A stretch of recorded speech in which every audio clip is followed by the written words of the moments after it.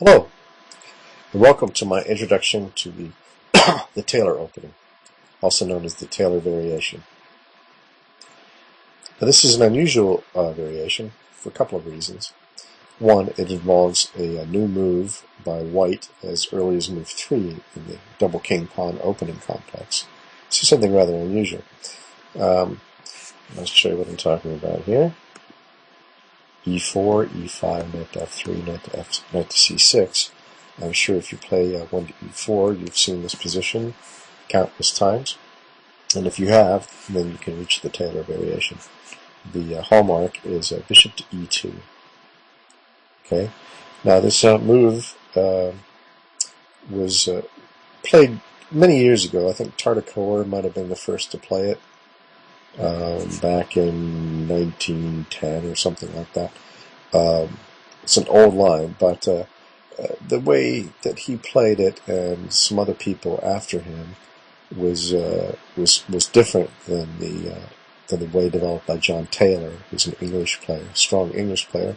Not sure what his title is, or if he even has one.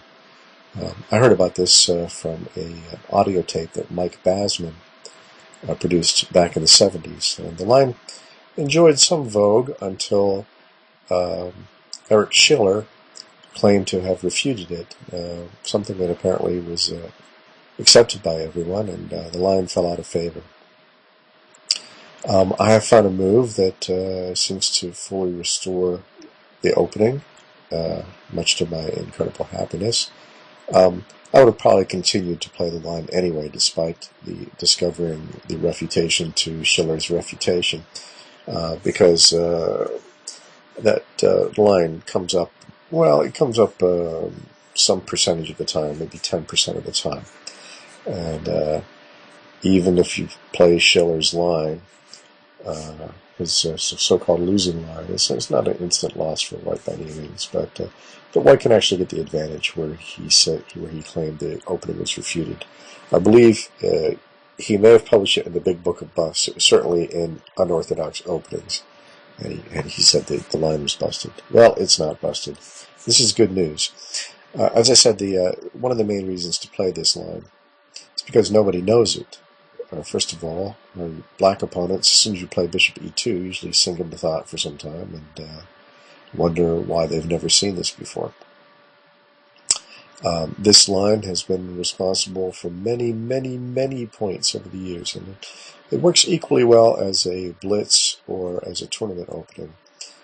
As a blitz opening, it has a couple of nice traps that black can fall into, because some of the moves that black is liable to play quickly in blitz are very natural moves. I can think of two lines in particular, where if he plays the most natural line, he ends up with a losing or a very bad position, to say the least. And so lots of people fall into these lines. But assuming that he doesn't fall into the traps, the opening is more than a bunch of glorified traps. It really does have a positional and strategical justification. Okay, I won't say too much more. This is supposed to be a brief introduction to the line. But nonetheless, the opening is hardly played. It's not known by black. Never bothers to learn the theory of this obscure line. And I probably know more than anybody else in the world about this line. I would think, since nobody else plays it. I've assembled this database, and what you're going to be watching is me going through Chess Openings Wizard with the database I have on the Tayler, which includes virtually everything that's ever been written or said or been on the internet regarding this opening. There's not much out there. A lot of it has been enhanced by my own research in games. I've done a lot of computer analysis in some of the tactical lines, and made some discoveries there. And so anyway, I think it's a very good weapon. Although it looks passive with bishop at e2, the bishop's actually doing something there. And in Basman's view, what it's doing there is not getting in the way. Again, d3, of course, that would be a ridiculous move. c4, which is a normal move, leading the Italian game or something like it. The bishop is subjected to harassment by, say, knight to a5 or a6 followed by b5, sometimes d5 in certain lines. And a b5, which is the Lopez. Well, we all know about the Lopez. It's a lot of theory and a lot of slogging to fight for a small advantage. Objectively speaking, the Tayler variation is not the sharpest opening, and certainly doesn't lead to forced white advantage, but neither does it lead to a disadvantage in any of the lines either, in my opinion at least, and in the opinion of Ribka and Hierarchs, or some of the computers I used for the research on those lines. So anyway, the bishop is out of the way at bishop e2, and this actually allows white some tactical opportunities they would not necessarily have on these other lines. Because the bishop cannot be harassed by the knights, there are certain lines where black could save himself from some predicament by gaining a tempo against the white bishop. So Basman calls this line, along with another line, a bishop e2 Sicilian, which bears at least an optical resemblance to this line.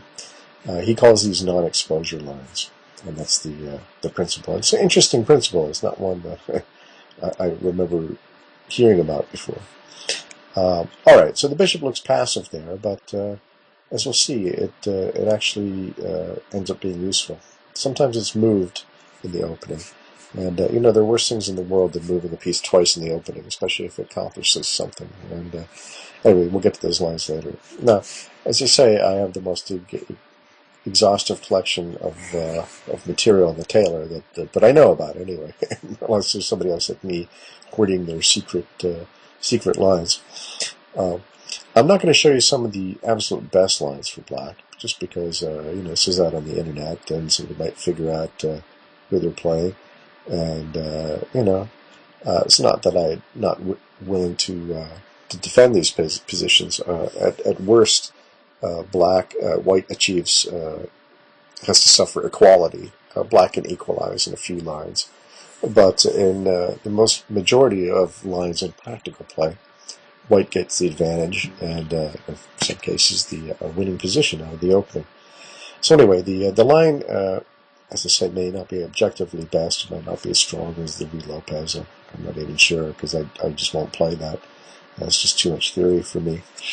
So it may not be objectively the best way to fight for an advantage, but as I say, the main criteria for me is it's won many points, and so as a practical opening, it's really, I put it at the top of the list as far as the openings that I play. To give you an introduction, going over some of the main lines, I'm going to be skipping a lot of the side lines and so on, but I'll just give you the flavor for the opening. Okay, so in this position, black has some replies: knight to f6, d5, bishop to c5. Bishop to c5 is very common. Let's take a quick look at that. In this position, white can play the fork trick, knight takes e5. And black has some replies here. He can play queen to h4, but that's not a very good move. Bishop takes f2 is probably his best move. We'll look at that briefly in a second. Knight takes e5 is most common amongst lower-rated players. Higher-rated players tend to take on f2. I think queen to h4 may have been played against me once or twice, but I haven't seen it very much. Okay, so let's look at knight takes e5. White plays d4, forking the pieces, and here's a couple of choices. Let's look at the most typical one. Bishop takes d4, queen takes d4. And now, this introduces one of the themes of the positions that arise from this opening, which is the pin of the knight on e5 by a queen on d4. It's pinned, I say, because of this pawn on g7, which is a rather tender spot in black's position. So anyway, d6 is a move I see a lot, but it's really a rather bad move, because after f4, then black is into difficulties. You can play queen to h4 check, g3, queen to h6, And knight c3, knight to c6, queen to a4, queen to f6, bishop to e3, knight to e7, knight to b5, king to d8. Now the king can't castle. Obviously, white was threatening to come in on c7. Castles queenside, bishop to d7, and white is doing very well in this position. Rybka considers this almost a 4-pawn advantage for white. He's just got better pieces. His king is safer, and you can see that these pieces are aggressively placed around the black king, which is stuck in the center. So he's going to have difficulty getting his rooks, particularly this rook on a8, into the game. And his other pieces are restrained by the pawns and pieces here. Okay, so anyway, I won't say any more about that line, but let's go back here. Okay, so bishop to d4. This is a common line. We'll look at bishop takes f2, because I said that's it's common amongst stronger players, but it's nothing for white to worry about. It looks a little scary, but it's not. King takes f2, knight to e5. Now, the black queen wants to come in on h4 and cause problems. White has actually 4 good replies in this position. I won't go through all of them. I'll just name them. Rook to e1, rook to f1, knight to c3, and d4. I've played all of them at one time or another. I've also played d3, but that's not a particularly enterprising move, and there's no need to play d3. I used to be afraid of the queen picking off the e-pawn, but actually that works out to be a bad deal for him. Let's see. Look at rook to e1, just as a sample. All the other lines are good too that I mentioned. Queen to h4 check, king to g1. Now you can take e4 here, but when you consider the unfortunate position of the black king and queen on the same line with the rook, you can imagine that bad things could happen here. d4, and after the knight moves, then something like bishop to f3, bishop to d3, possibly even bishop to h5, are all good moves. In fact, they're winning moves. White is clearly winning in this position. Okay, so this is the points I was saying earlier about traps that people can fall into. So this bishop to c5 move is not good. White obtains an advantage in all variations, in my opinion, and a winning advantage in many of them. Okay, so let's go back here.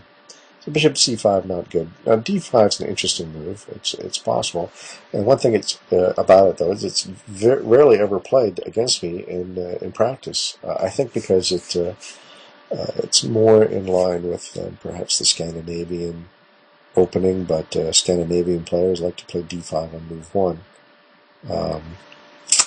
So it actually, I think white retains an edge in these positions too. We'll just go through a line quickly. Takes d5, queen takes d5, knight to c3.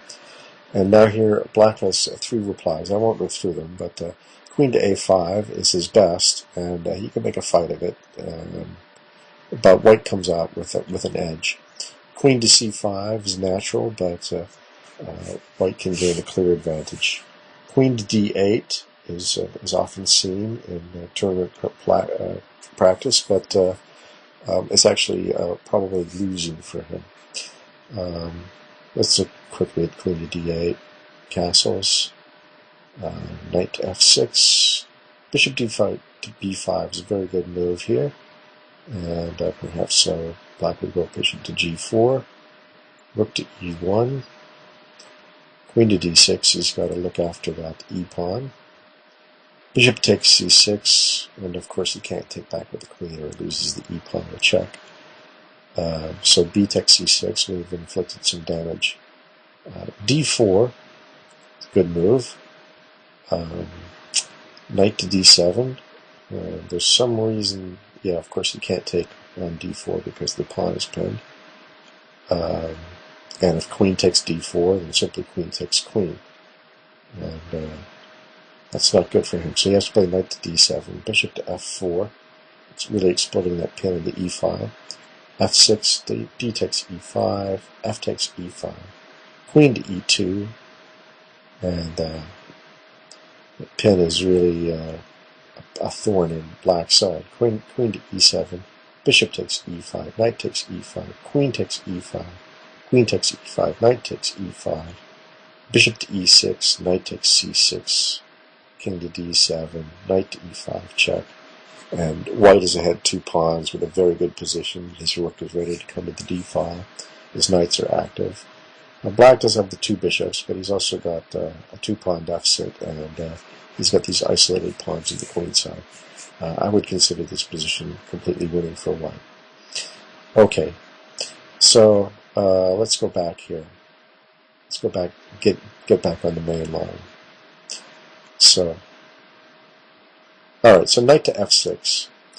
We've discussed the other two replies. The other 2 replies in this position are d5 and bishop to c5. d5, I think, leads to at least a white advantage. Bishop to c5 probably leads to a winning game in most of the variations. Knight to f6 is by far the most common move. And here is the second hallmark of the system. Besides bishop e2, the move d4, which was Taylor's innovation. This had not been played before, and it's what differentiates it from play in the Hungarian or inverted Hanem defense. Or is it the inverted Hungarian and the Hanem? I don't know. 2 openings that nobody plays. So, but anyway, d4 makes the Tayler opening the Tayler opening. And, okay, black has a variety of responses here. E takes d4 is the main line, and all the other lines, white obtains an advantage. Knight to e4, for instance, followed by d5. If it goes knight to d4, knight to d4, e takes d4, queen takes d4. Again, this queen is a pain on this diagonal leading to g7. Say he plays something not good, like queen to e7, castles, knight to g3. I guess this was probably from some game I played. Knight to g3, f takes g3, queen takes e2, knight to c3, and of course you can't play queen takes c2 because of rook e1 check, bishop e7, queen takes g7, rook takes f8, queen to e5, and mate can't be prevented. Okay, he doesn't have to play queen c2, he can play queen to h5, knight to b5, c5, rook to e1 check, king to d8, queen to e3, f6, d6, bishop takes d6, knight takes d6, king to c7, queen to e7, bishop b6 rather, b4, bishop to b4, and you can see the end is inside. Queen to g6, knight to c8 check, and white will be mating black very shortly. Okay, so what was that line? That was,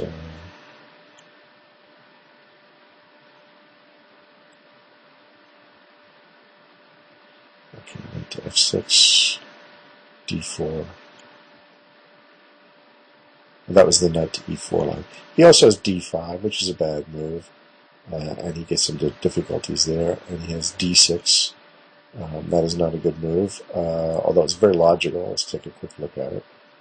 d6, knight to c3, bishop to e7, castles, castles, d5, knight to b8, knight to d2, knight b to d7, f4, e takes f4, knight to c4, and he could play knight to c5 or g5 here.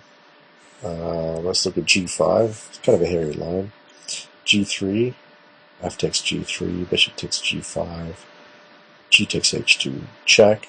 And, the white king is looking very exposed, but he's relatively safe here, tucked on h1, and white has good attacking prospects, although he's down a pawn at this point.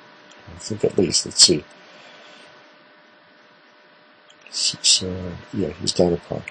I think he's got some compensation. He doesn't necessarily have to play this line. You could have played h3 instead of d5, and that leads to an equal position after e takes d4. So anyway, we'll continue on here, back to the main position. Okay, knight to f6, d4, e takes d4 is the main line, and what the vast majority of your opponents will play. e5. Okay, this is a critical position for the Tayler variation. There's black has 3 replies here. All of them involve saving his knight. You can play knight to e4, knight to g4, knight to d5. This is one actual aspect of the Tayler that comes in handy because, say if the bishop was on another square, then black might have the resource queen to e7, pinning that pawn and piling up on it. But the bishop blocks any of those ideas on e2. So anyway, he has these 3 replies. Knight to e4, we'll take a quick look at that. This used to be the old main line back in the 70s when the British players were playing this. Several games appeared in this line. I think it fell out of favor because after Schiller published his erroneous bust of the line, the people started to play knight to g4, which was considered to be the refutation of the Tayler. Anyway, knight to e4 is a playable move for both sides. I think black may be able to get equality in a few lines here. There are also some pitfalls. We'll take a quick look at those. In this position, white will castle, and now he has a wide variety of moves here. Let's just look at one of them. Bishop c5 is a move that crops up with astonishing regularity, but it actually is a loser. And white has a couple of good lines here, but by far the best is bishop to d3. And now the knight has no satisfactory retreat square. He has 2 moves here, f5 and d5. Both lead to winning positions for white. I won't go into the f5 line because, frankly, I just don't see it very often. But rest assured, it has been disposed of in the dustbin of Tayler counters. So let's look at d5 because that line does crop up. And it's very common. E takes d6, and now the knight, of course, takes the opportunity to extricate himself from the e file. Knight to d6, rook to e1 check. Now black has 2 replies here. That makes sense. Maybe his best might be king f8. I'm not sure anybody's ever played that against me. Maybe they have. I think if king f8, then I would say that white has demonstrated sufficient compensation for the pawn.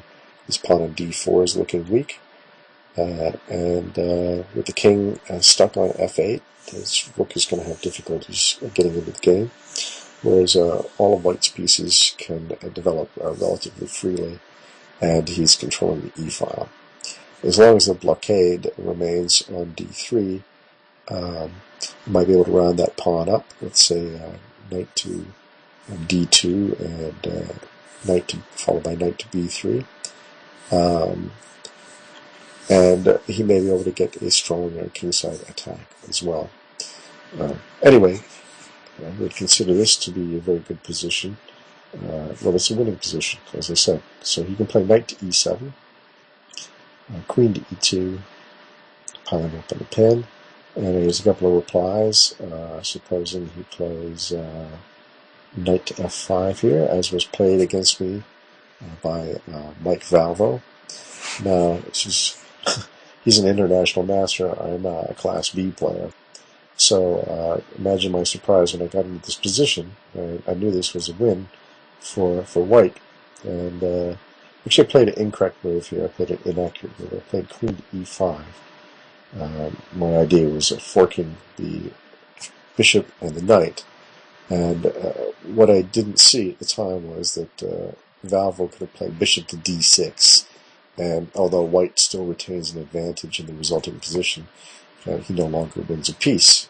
So this was an inaccuracy by me. However, Valvo was so rattled by the fact that I had this fork that he didn't see bishop to d6, and he castled, whereupon I took his bishop on c5.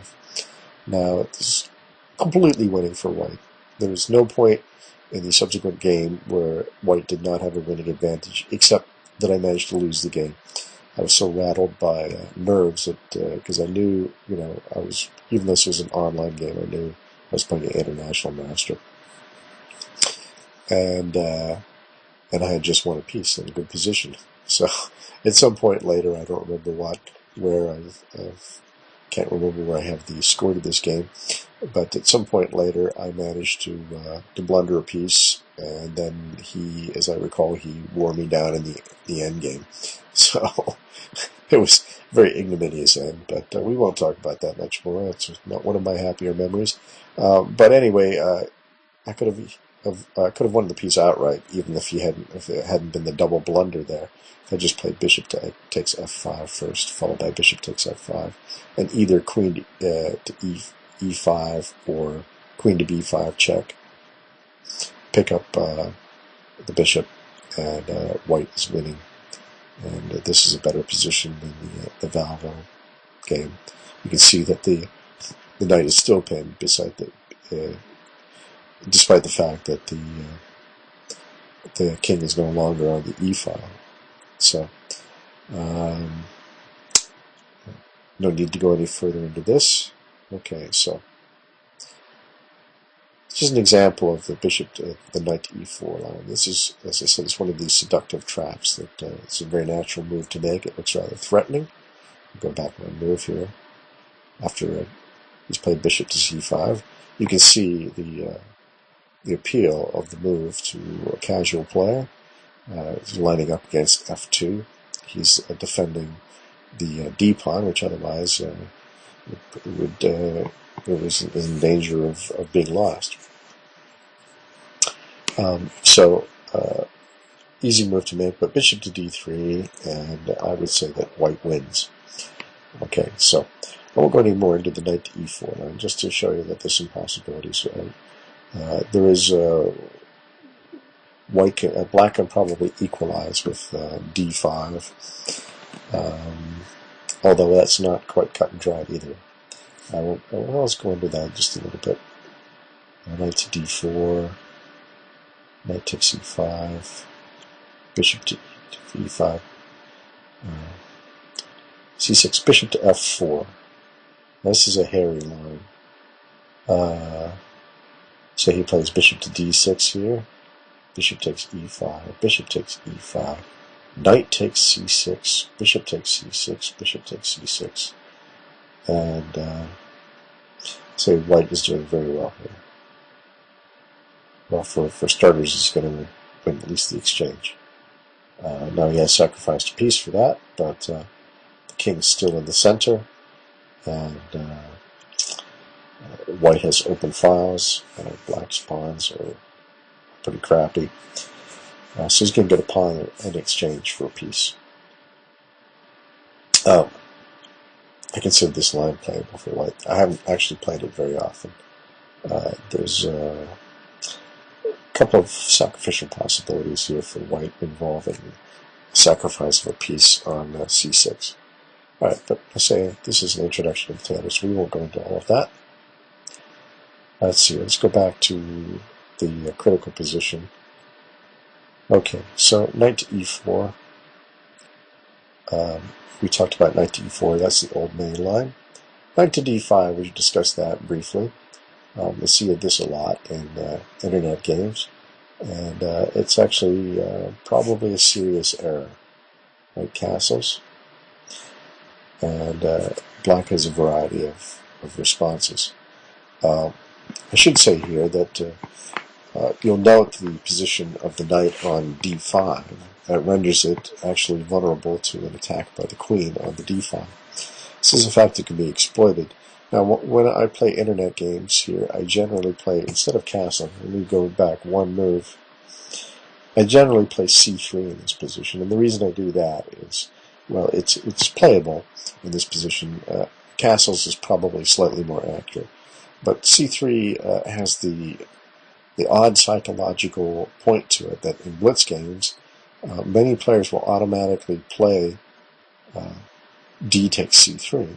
In fact, it's rather stunning how often this happens. It's a peculiar kind of chess blindness that takes over. And obviously, black cannot capture on c3 because of queen takes d5. And I can't tell you the number of nights I've won on d5 from playing c3. So anyway, c3 is a good move from a positional point of view. It's not just a trap. It aims to shore up the center and play c takes d4 since that pawn is pinned. So anyway, we'll go back to the mainline castles. Say he plays bishop to c5, and we could play c3 in this position because the pawn is still pinned.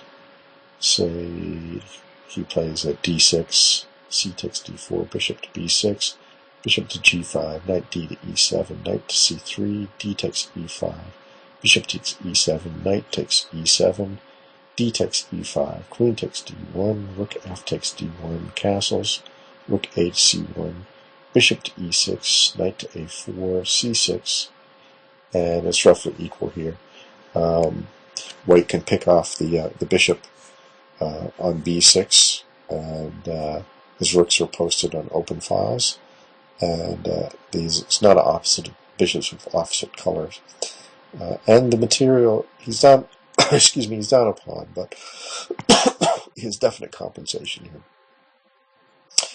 And the computers consider white to have a small edge, and that's not taking into account the material deficit. So white's position is quite good here. It's fully playable, although I think it's one of black's better lines. Okay, so let's go back here to the mainline position. So that's knight to d5. There's more I could say about that, but we're giving a quick tour. Okay, so we'll talk about the new mainline, which was is knight to g4, and this again occurs in the majority of the games that I play. So this is a position you're very liable to run into. This involves another pawn sacrifice by white. He just lets that pawn in e5 go. He castles, and now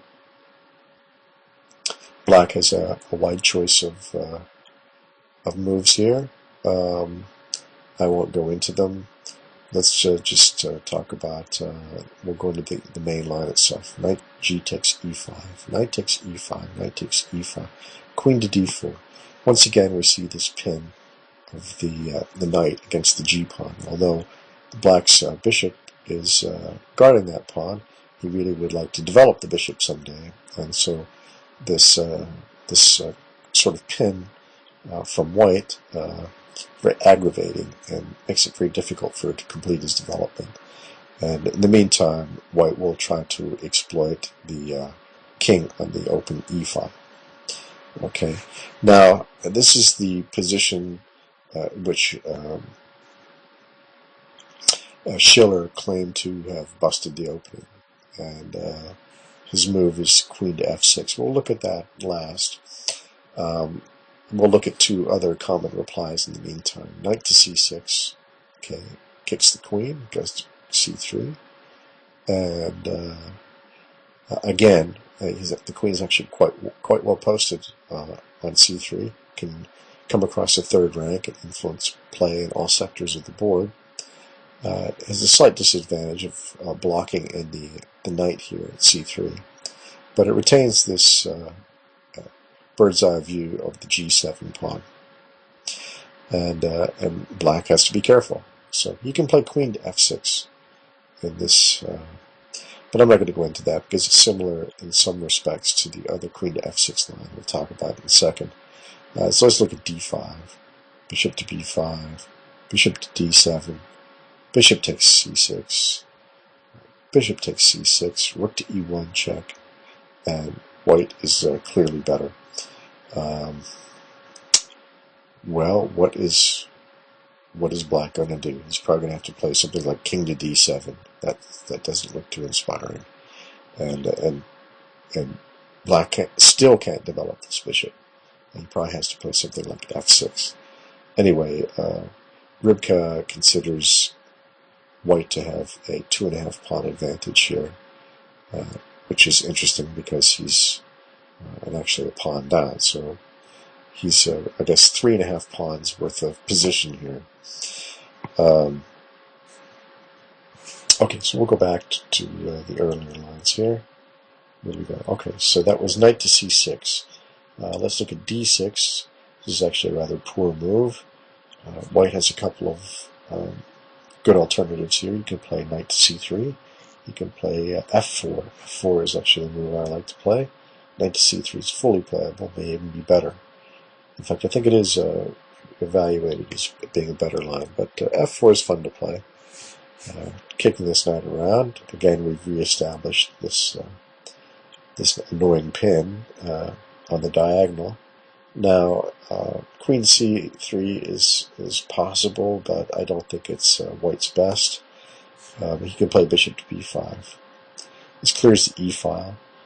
It saves a tempo because white doesn't have to move the queen now, as long as the knight stays pinned. And the e-file is clear, ready for attack. And because white hasn't gone back to c3 with his queen, he can get the knight out on that square. So consider this a good line for white. White has a clear, well, white has an advantage. I'm not sure it's a huge advantage, but it's a good advantage in this line. Alright, so let's continue on here. Go back to the main line. Let's look at the refutation, so-called refutation of the line. This queen to f6 was played in a game Schiller-Martinovsky, and after the game, Schiller decided that he was done with the Taylor variation. He considered this move to be the refutation of it. In the game, he played queen to e4, but black was able to extricate himself from the bind he's in, and I believe that he converted the extra pawn into a win in the endgame. But I believe that Schiller's move, queen to e4, is a mistake, and I get the impression he didn't actually look at terribly hard at this position. The move I came up with is bishop to e3.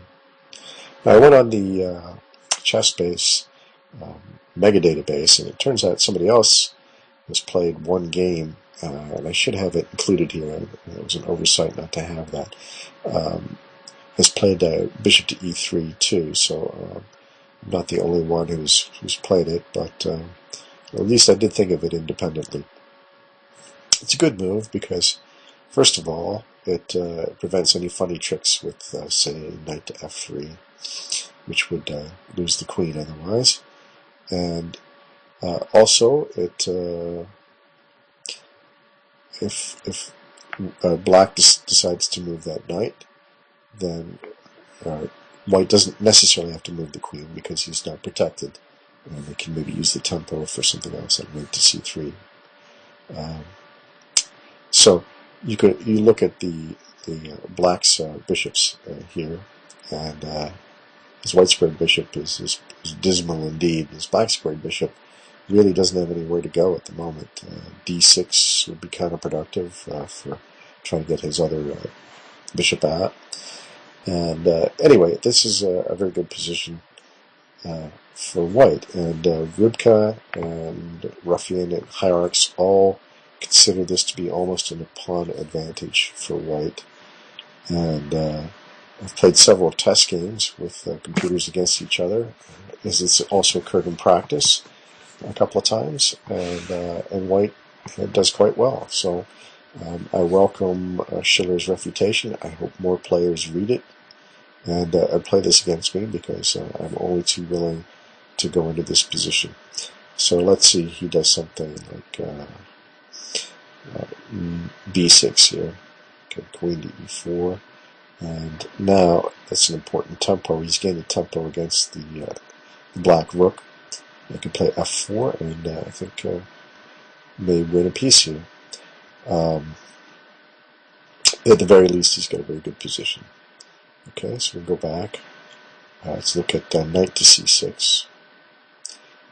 Queen takes f6, of course. G takes f6, knight to c3. And white is doing very well here. He's threatening to come to d5 with the knight, and that hits both the c7 and the f7 pawn. Black's king is still in the center, and white's bishops are active. I think he has full compensation for the pawn here. And Ribia considers this a half a pawn advantage for white. So not bad for a refuted line. Well, probably black's best move here is bishop e7, getting the king to safety. And I think king safety is probably the order of the day for black in this opening. If I were facing this as black, my first order of business would be to get my king castle, because so many of the lines hinge on that king being stuck on the central file. Okay, so knight to c3 after bishop to e7, and if he castles, that's not very good for him, because knight to d5 comes, queen to d6, rook a to d1, knight to c6, queen to f4, bishop to d8. I'm sorry, yes, that's right. Queen to d6, c takes d6, bishop to f4, rook to e8, rook f to e1, knight to e5. All these moves are relatively straightforward. I'm not saying anything about them. Bishop to f1, a6, bishop to g3, bishop to a5. This was an error. b4, bishop to d8, f4, f6, c4, b5, f takes e5, d takes e5, c takes b5, a takes b5, bishop to b5, check. Not check, excuse me. Rook to e6, a4, d6, rook to c1, bishop to b7, bishop to c4, and he's going to try to get himself out of the firing line of the bishop. King to h8, a5, rook to e8. These pawns over here are killers. White has the center fairly under control. It looks big and scary, but he's actually doing okay. And he's actually threatening. Well, he's not threatening anything at this moment, but black has to be wary of knight to c7, possibly even knight to b6. So in this position, white played bishop to b5, rook to f8, knight to c7 anyway, rook to c8, knight to e6, rook to g8, rook takes c8, bishop takes c8, knight takes d8, rook takes d8, bishop to d3, d5, b5, king to g8, a6, e4, b6, e takes d3, b7, bishop takes b7, a takes b7, d2, rook to d1, king to f7, rook takes d2, king to e7, rook to c2, d4, rook to c8, and that was the end. That was a game I played against Sargon 5, which, interestingly, at that time was beating me on a regular basis. So I think that Sargon 5 is rated about 2,000 or so. Anyway, this is a very tactical position. I still managed to beat him. Okay, so that's one of the refuted lines. So look at knight to... Yeah, okay, so knight to c6. This is the last reply here that we'll look at. And black has... white has a couple of moves here. Queen a4, queen c4. So we got queen a4. Black castles, rook a to d1. So d6. Knight to d5, and white has a clear advantage here. He's going to pick up that pawn on c7. Okay, we'll look at the other line. He could play a6, rook f to e1, queen to h4, f4, bishop to b4, bishop to f2, queen to f4, knight to d5. And white is better. He's going to pick off that bishop. He's also eyeing the knight to the c7 square. And actually, white in this position, I believe, is threatening c3 or a3. So this is a very good position for white. So conversely, despite the fact that Schiller claims the line to be dead and buried, it's actually, in this variation, doing very well indeed. And I would consider that the knight to g4 variation is probably one of white's better lines. I'm just going to run through the main points of the opening again, because I sped through this. This is an introduction, but I'll just go through this again. Okay, this is the starting position. Okay, and in terms of actual play, we'll just discuss bishop to c5 is played quite often, and white responds with a fork trick, and he gets good results. All of this gives white a very good game. Okay, so bishop c5, not a good idea. Knight to f6 is the move most often played. White follows with d4. And the most common move here, we looked at the alternatives, but let's go down the main line again. E takes d4, followed by e5. And now black has three main replies: knight to e4, knight to g4, and knight to d5. In the case of knight to d5, you're looking to play c3 and exploit the undefended position of the knight on d5. On knight to e4, there's that beautiful trap, bishop c5, which a million people have walked into. And bishop to d3 basically leads to the win of a piece due to the tactical factors present in the position. The white has no good retreat square, and white can gang up on the e-file with rook to e1, followed by queen to e2, and black is stuck in the center with his king. Consider the lines that follow bishop c5 completely winning for white. So he has some other moves here, but we won't go into that. So knight to d5, knight to g4, and knight to g4, as I said, is the old main line, or the new main line. And white castles, he gives up that pawn. The most common reply is knight g takes e5, knight to e5, knight to e5, queen to takes d4. And now most people don't play queen to f6, which is Schiller's refutation. But most often I think people see d6, which is instantly bad, and knight to c6, followed by queen to c3, and after a move like d5, bishop to b5, bishop to d7, bishop takes c6, bishop takes c6, rook to e1 check, and white is doing very well with this pin on the g file and the open e file with the king stuck in the center. Okay, well, I hope this gives you some sort of flavor of the opening. There are many more lines, and there's more traps and goodies to discover. The theory on this is absolutely wide open. I've actually changed some of the stuff I've been playing. Actually, I think some of Taylor's analysis in his magazine article, which started this whole thing, is actually incorrect. And I've changed several of the lines. I think I've improved several of the lines.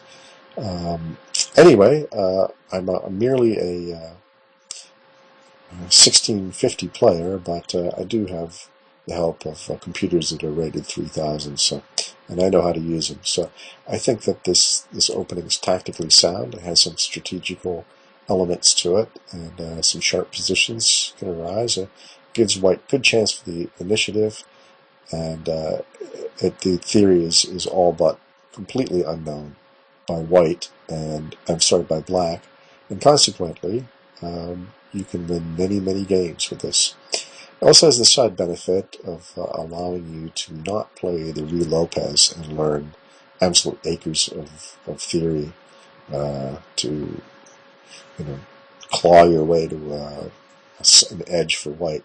So this is much more fun to play, and I think you get a lot of practical results like I did from playing it. Good luck. If people are interested, I can do a more in-depth analysis of the opening, show some of the other lines that show up in practical play, and maybe play some more complete games. But that will do it for now. Thanks. I hope you enjoyed it.